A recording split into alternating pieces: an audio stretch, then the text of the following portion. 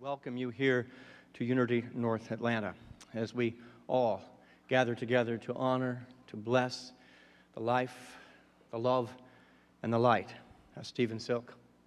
We're here to celebrate Stephen's life and the impact that he made upon this world and that he made upon all of you. And I understand the impact he made on his neighborhood as well, as we wish him Godspeed on his next adventure of living. One of the greatest challenges that we as human beings must face is the challenge of change. And certainly one of the most difficult and mysterious of all of life's changes is that which we call death. I invite us all to approach this time of grief, this time of sadness, this time of readjustment by turning to each other as neighbors, as friends, as family, for the support that you need.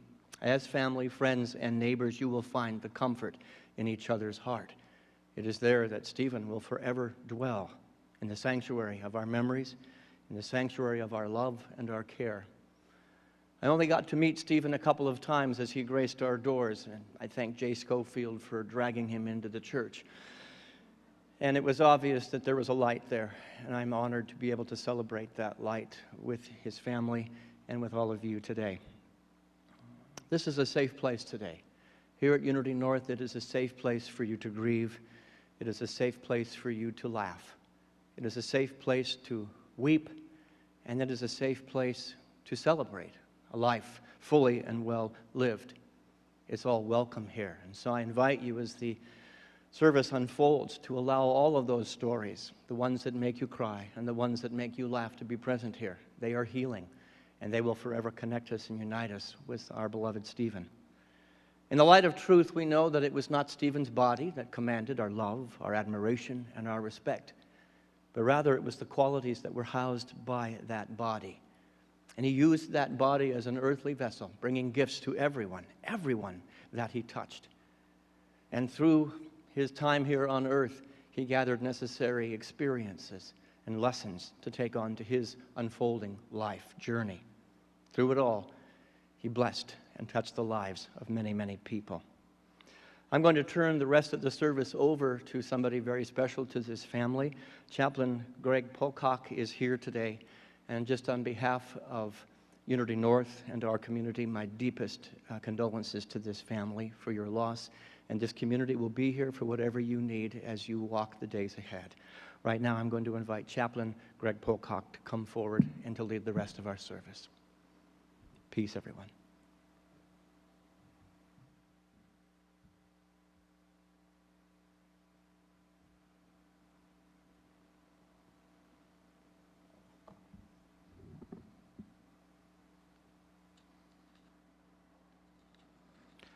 Good morning, everyone. Again, my name is Greg Pocock, and while I serve as senior chaplain at Emory St. Joseph's Hospital, I stand here today not so much as a chaplain and not as a member of the clergy. I stand before you all as nothing more or nothing less than an old friend of Steve Silk. It is a great honor for me to be here today, to honor this wonderful man, a great husband and father, and a dear and a valued friend. On behalf of Steve's wife, Lori, their children, and their extended family, I bid you all a warm welcome as we commemorate and lift up the life of Steve. I am very grateful for Reverend Richard Burdick for allowing this community to gather at this holy time and in this holy place. And I would like to especially thank Steve's daughter-in-law, Summer, who was a great help to me in cobbling together my reflection of Steve.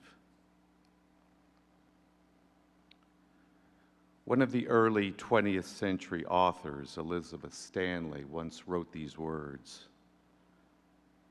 He has achieved success who has lived well, who has laughed often and loved much, who has gained the respect of intelligent people and the love of little children, who filled his niche and accomplished his task, who has left the world better than he found it, whether by an improved poppy, a perfect poem, or a rescued soul, who never lacked appreciation of the earth's beauty or failed to express it, who has always looked for the best in others and given them the best that he had, whose life was an inspiration and whose memory is a benediction. I couldn't find a more fitting or resonant text to best describe my good friend Steve. There are many of you here today that have known Steve longer and more personally than I have. You will be privileged to hear from some of them later in our service.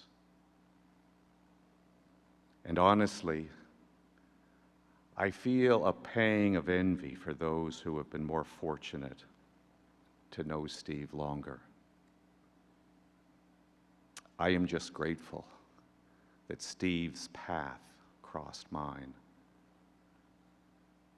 And though our times together were all too brief, I valued Steve's fundamental decency, his intellect, his devotion to enduring principles of goodness and integrity, and his absolutely insatiable curiosity about life.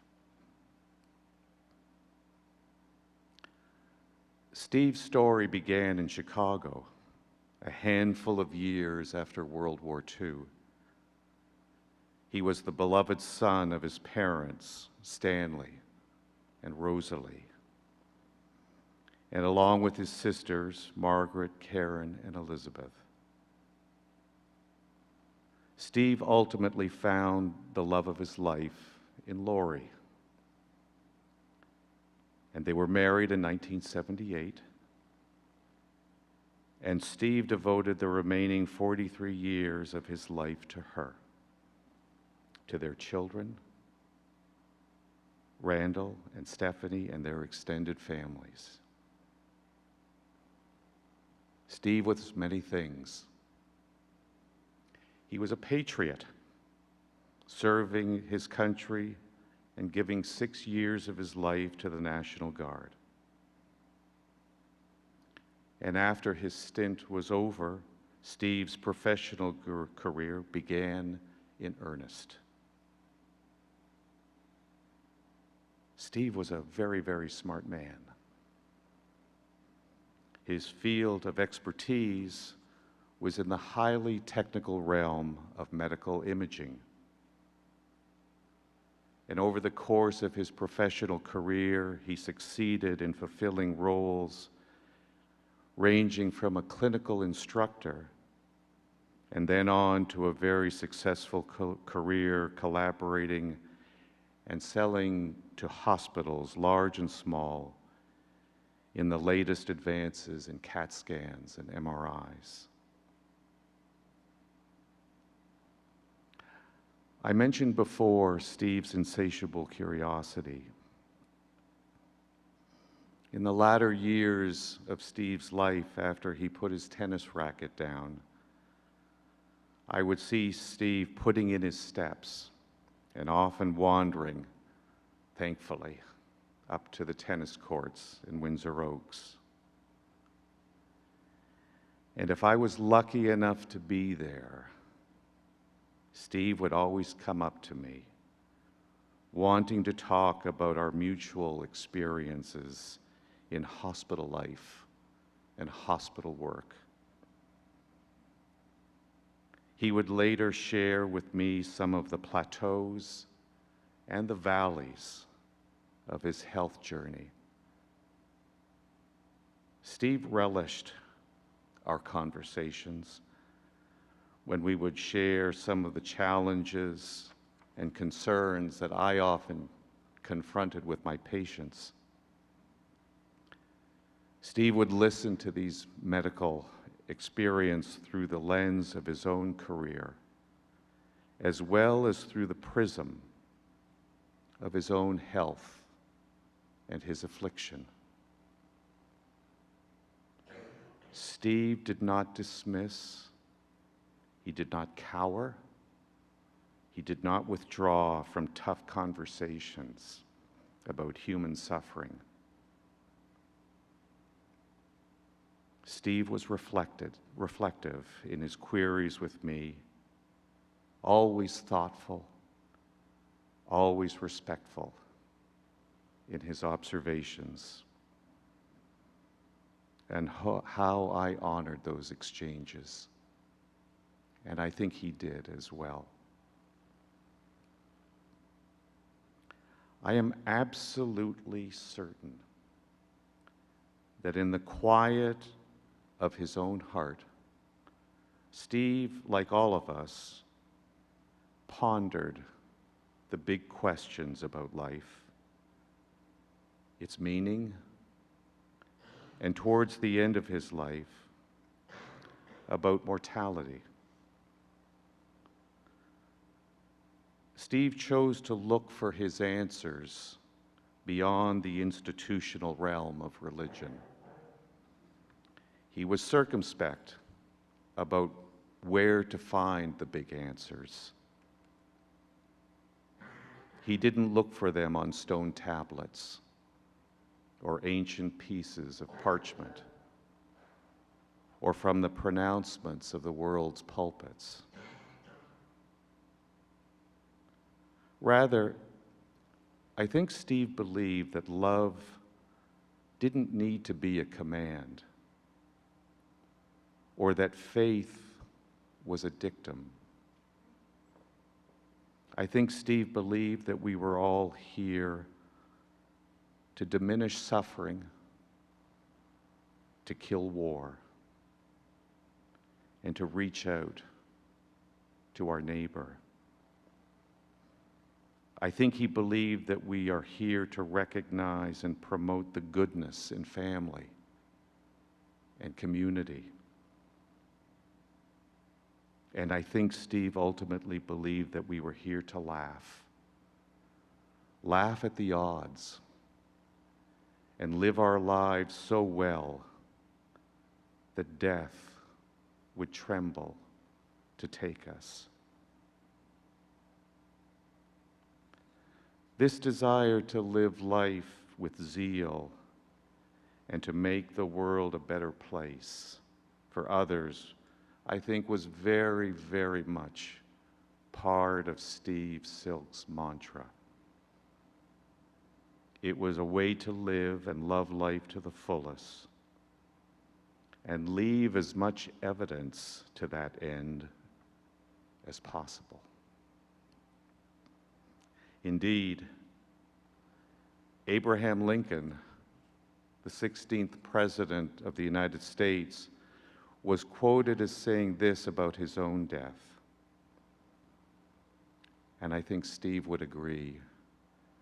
When Lincoln wrote, "Die when I may,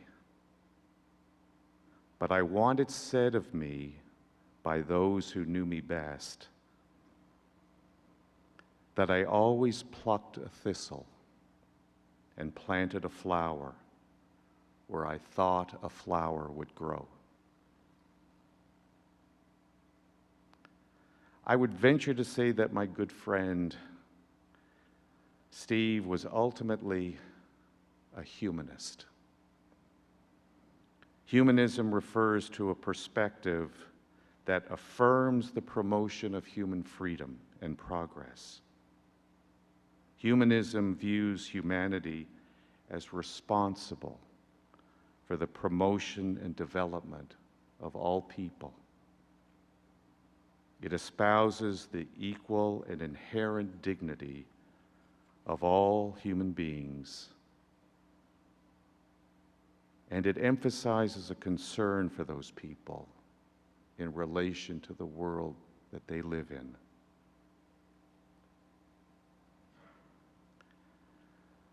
Lawrence Binyon, a British poet who died 2 years before the Normandy invasion, wrote a poem about his fallen wartime companions. And he entitled it, "For the Fallen." As with all great prose and verse, Binyon's words, I think, endure. And I think they particularly resonate here this morning. Binyon wrote, quote, "Solemn the drums thrill, death, august and royal, sings sorrow up into immortal spheres. But there is music in the midst of desolation, and a glory that shines upon our tears. My companions, they were staunch to the end against odds uncounted. They fell with their faces to the foe. Now they no longer grow older, as we that are left grow old. They shall no longer weary them, nor the years condemn them. And at the going down of the sun and in the morning, we will remember them. To the end, they remain. We are all here today to celebrate and affirm the last line of Binyon's poem. To the end, our beloved Steve remains.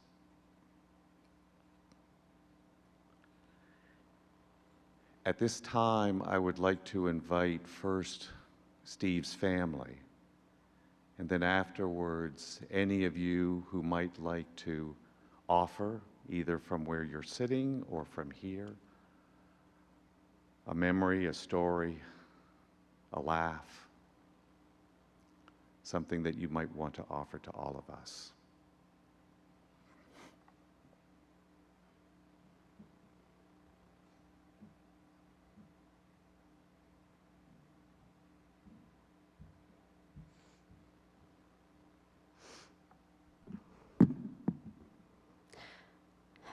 My dad was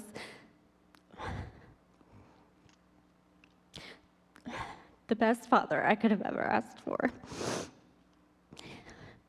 He was the smartest man I knew, the one who I could go to for discussion on nearly any subject, whether it be a cooking question, help with a crossword clue, or advice.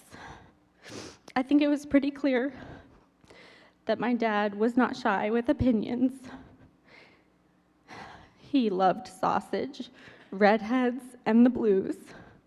And I think it was also clear that my dad hated tattoos, Papa John's pizza, and our former president. But as far as me and my opinions and decisions, my dad always supported me, something only the lucky receive. As a kid, when I made up dances, they were watched with pride. When I wrote stories, they were welcomed with open ears. And when I drew pictures of hearts for him, they were placed on his office wall. And as I got older and life's questions got harder, his support never wavered. When I wanted to go to Auburn University, an expensive school out of state, though apprehensive at first, he came around, and eventually said I couldn't have made a better decision for myself. Throughout my life, as we all have, I've gone through hard situations where you're just looking for the answers. In one particular case, I was struggling, and I needed answers. My dad looked at me and he told me, "This too shall pass." It's a familiar phrase, but coming from my dad, it held deeper meaning. He said, "This too shall pass," and with that, a weight was lifted. We can all only hope we receive advice, as life-changing as that was for me in that moment. So as we grieve my dad and remember him and honor him, I say this too shall pass and know we will get through.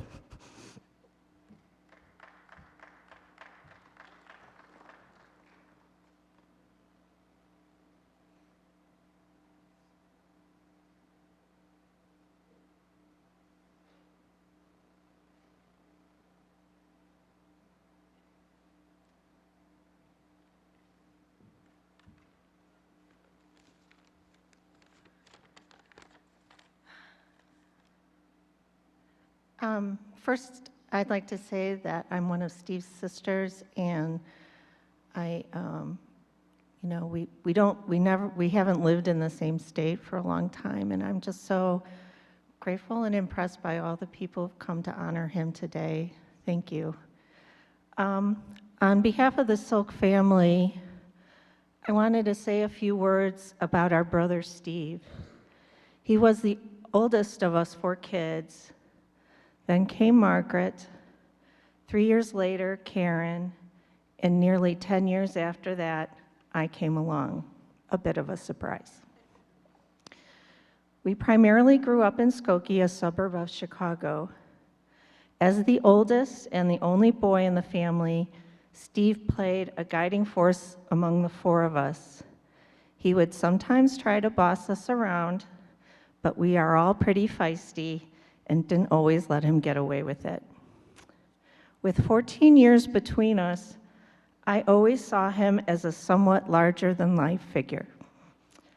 He was my cool older brother who was into rock and roll, had a sports car, and later a swanky bachelor pad with a waterbed. For as long as I knew him, he had his trademark stash and for a while, long sideburns. In his younger days, he looked a little bit like Omar Sharif. And that's a real boomer phrase, because probably younger people don't know who Omar Sharif is. As you probably know, Steve took his responsibilities very seriously, sometimes a little too seriously. For him, family always came first. He would do anything for his wife, Lori, the love of his life, and an amazing, strong, beautiful woman. And his 2 beloved children, Randy and Stephanie. He often talked about how proud he was of his children and of the wonderful adults they had become. And then there came the grandchildren. There was never a more proud grandpa. After he came home from the hospital last Friday, he was just so happy to see them. He told us then that he wanted to be as good of or even better a grandfather to them as our grandfather was to us. He was also a great brother. Believe it or not, Steve could be a really silly guy, making up songs and even a dance or two. I won't share them now because if he were here, Steve would kill me. The 4 of us always got along. I mean, we would fight, but generally we enjoyed each other's company. We are half Italian Catholic and half Jewish. Steve would always say that he had an Italian temper, but a Jewish sense of guilt. So he would get mad and then feel really bad about it. Since it has been many years since we've lived in the same state, It was always very special when we could all be together. It is still very hard to accept that the four of us will never be together again. That's going to take some time. Thank you again for coming today and honoring Steve. We are going to miss you, brother.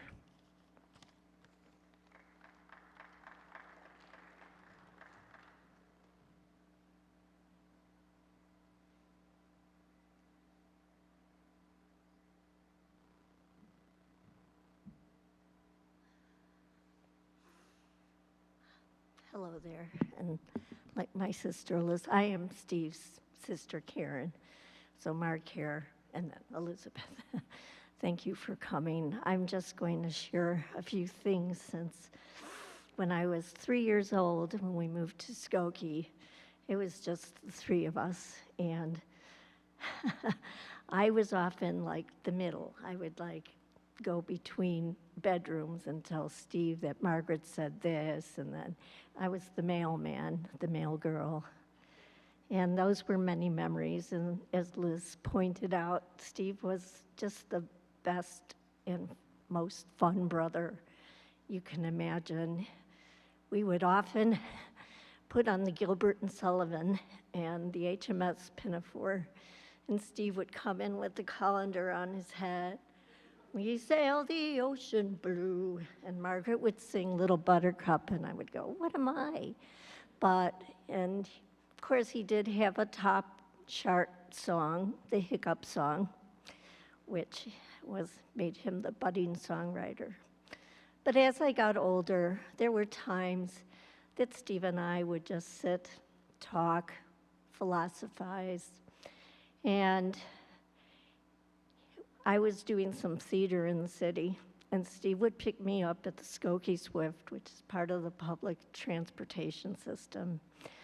Never complained. He would pick me up at 10:30 at night, and then we'd sit around the kitchen table, talk, reminisce, and just talk about what the heck I was doing with my life. But I'll miss him, I'll miss his spirit, I'll miss his joy, I'll miss his smile, and even his crankiness at times. And I don't know who I'm going to go to for financial advice anymore, but I know he will always be there in my heart. And as we say in the Jewish religion, Steve was a mensch. He was a wonderful person, and I'll love him always. So thank you again.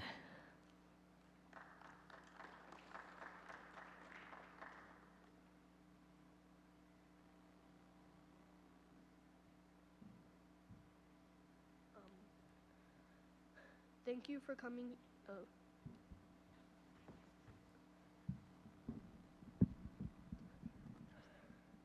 good.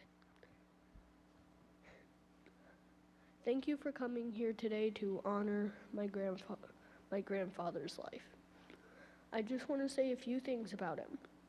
First, he was a great grandfather. I don't think one of the best, probably in the world. He was a great swimmer also. Really good swimmer. He would always watch me jump off the diving board when I was at the pool. And he also loved classical music. Whenever I was driving somewhere, not me driving, but whenever I was riding somewhere in his car, he would always have classical music playing. I'm just saying that he was a great person. He was very intelligent, and he did a lot of great things in his life.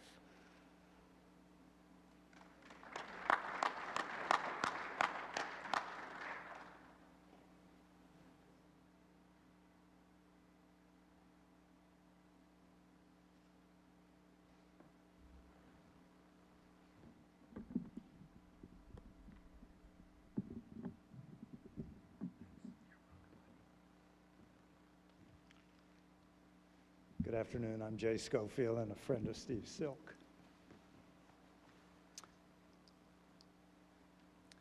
They often say it's the toughest thing to follow and act like a young child, so awesome words. And everybody who's spoken before, thank you. I learned some things today.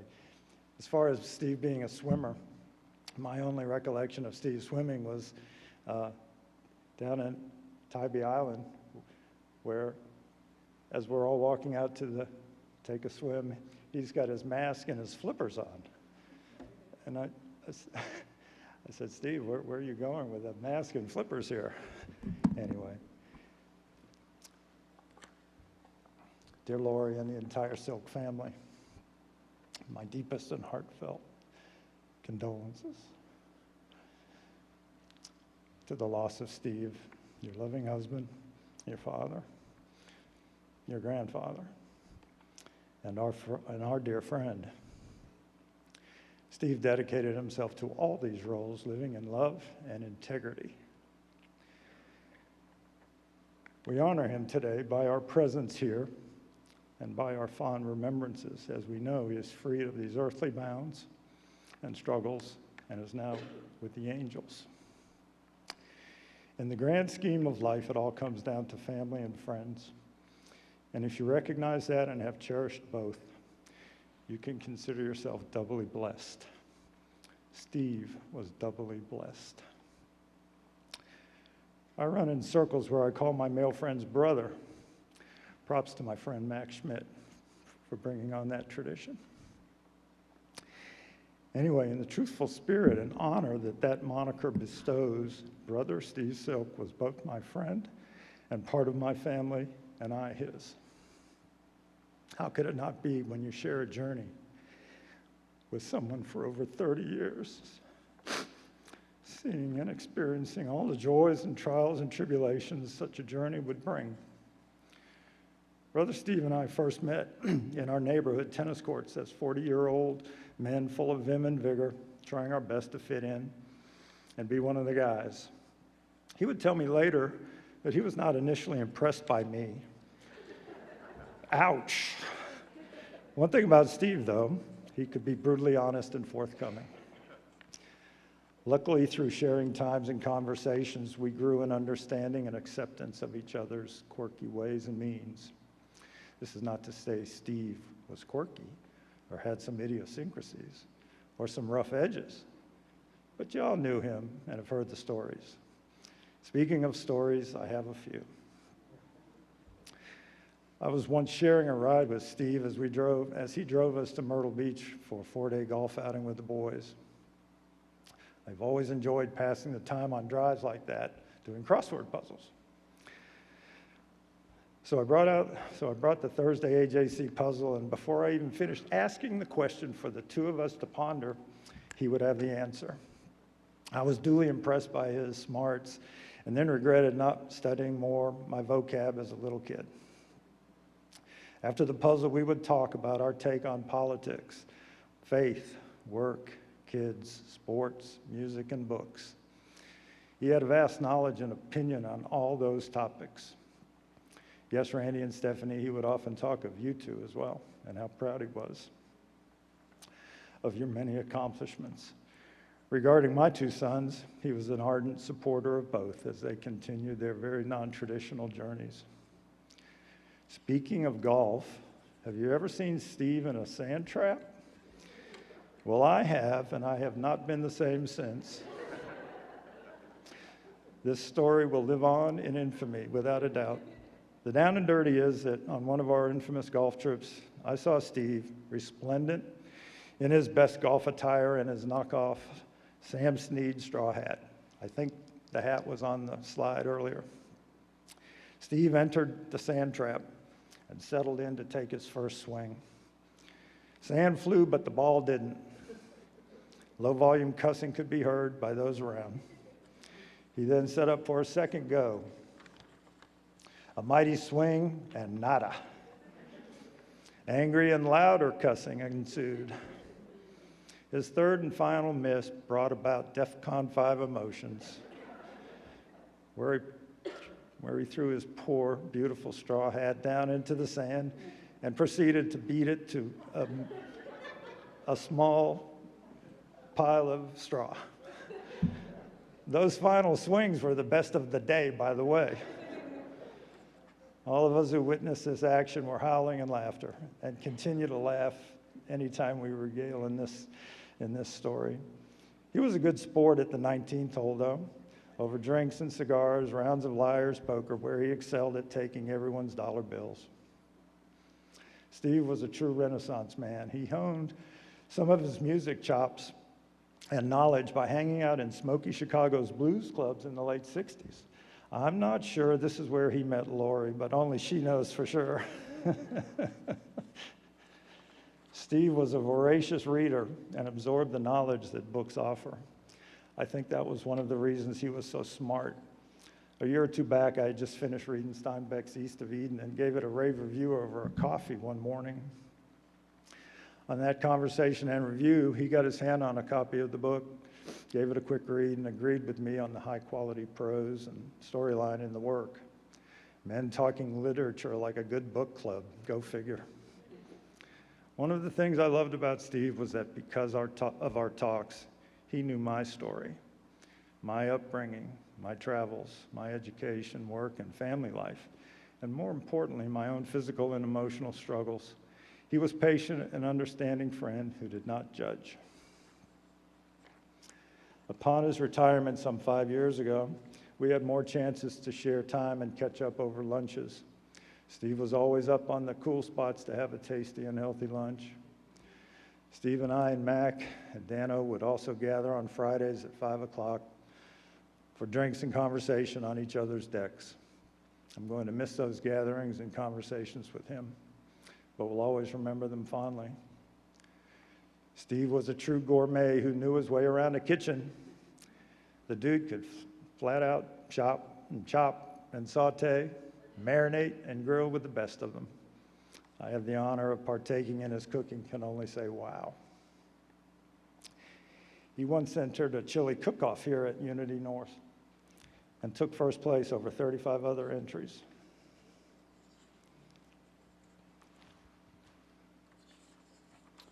We all have our Steve stories and would honor him in their telling after this service. Steve, I know your presence is here. You were physically here once, and I know you're here with us today. For your short stay on this earthly plane, you graced us with your love and your wit, your strong voice and your physical presence. We love you and we'll miss you.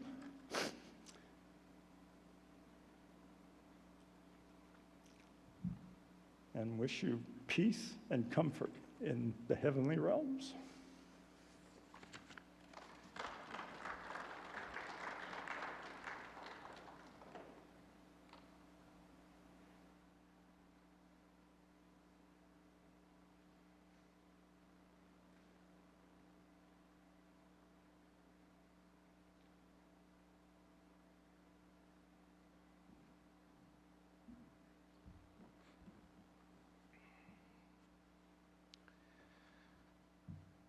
My name is Dan Carfang.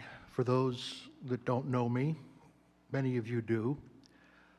On behalf of my wife, Eileen, and I want to offer our heartfelt condolences to Lori and the family. I can only imagine what you're going through. But for the last 26 years, Eileen and I and my family have lived next door to Lori and to Steve, and I can only say that they and their family epitomize what great, kind, caring neighbors, next door neighbors they are. We would share many, many talks in our cul-de-sac, in front of our mailboxes, over coffee with the boys, at the tennis courts, and I would always get the scoop from Steve as to what was going on in Windsor Oaks because he was so active in the community and on the board. And everybody had commented about Steve and his worldly knowledge, and I can vouch for that. We could talk about anything. We knew what not to talk about, But, but Steve could talk very, very well about any subject, whether it was sports, whether it was politics, whether it was food, whether it was travel. And he just knew so much about so much. We would have great conversations, and eventually I'd have to say, Steve, I got to go. But I just wanted to say from the bottom of our hearts that he will be missed. Wonderful man, wonderful husband, father, grandfather. Reagan, you did a tremendous job, young man. And I just wanted to say that he was a true friend and a great, great neighbor.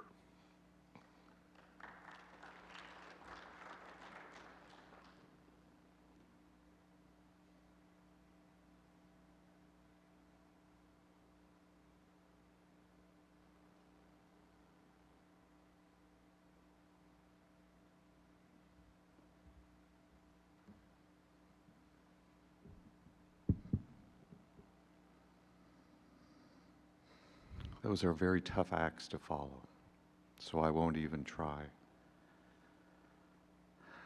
Before we conclude our service today, I want to express again my gratitude to Lori and to the kids.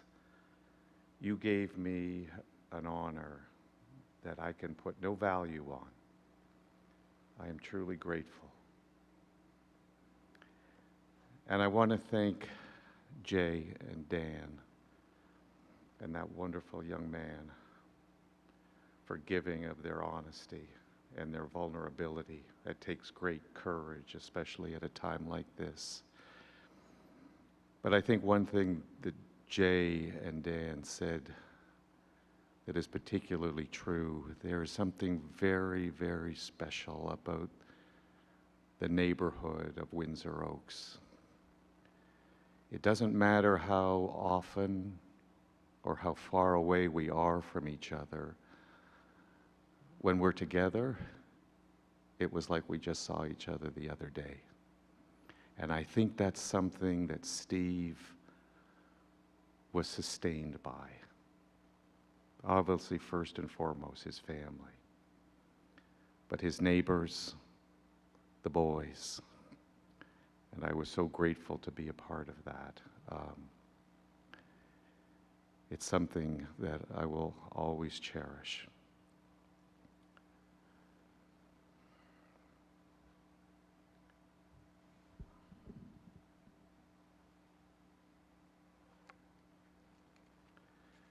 Let us bow our heads for the closing prayer.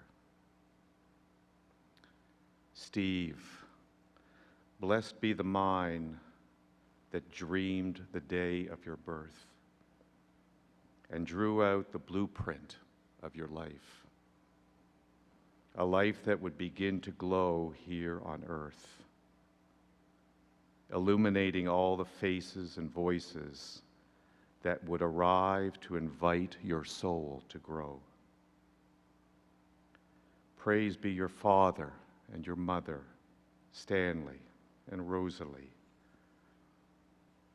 who loved the thought of you before you were and trusted to desire you here with no idea as to who you would become. And blessed be those who have loved you, Steve, into becoming who you were meant to be. Blessed be those who have crossed your path that helped to shepherd your mind into the art of living.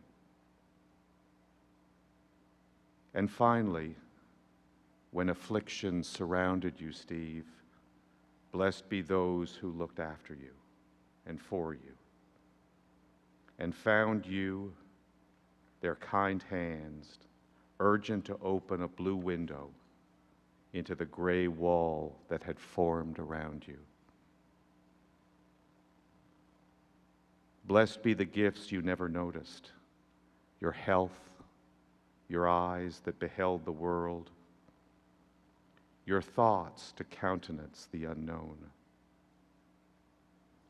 and your memory, Steve, to harvest the vanished days, your heart to feel Lori's heart, your breath to breathe the nourishment of distance made intimate by the world. On this echoing day of your rebirth, Steve, may you open the sacred gift of peaceful solitude and enter into the generosity of holy silence, to hear your hidden heart and the answers to all the questions that may have eluded you on earth. Know, Steve, the serenity of sacred silence, for now you are unfolded anew and you are glorious by the miracle of your new life beyond us. Amen. In conclusion, there was a favorite song that family would like to play. Wesley? Happy New Year!